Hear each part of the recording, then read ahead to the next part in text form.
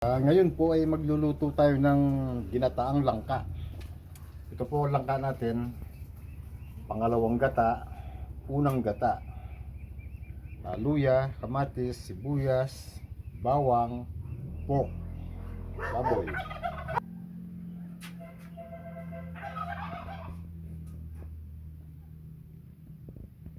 Okay, paglalagay na po tayo ng luya muna. Luya, bawang,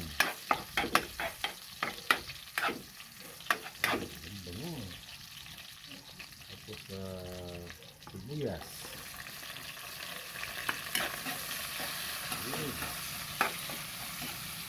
Ilagay na rin natin yung kamatis natin. Ito na rin siguro yung baboy, ilagay na rin para lumambot.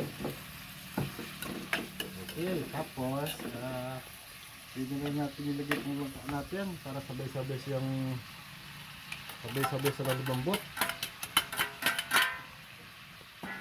At ilagay natin itong pangalawang gata. Okay, tapos itakpan natin at pakuloyin natin ng ilang minuto. Okay, at ngayon ay, ayun, pwede na.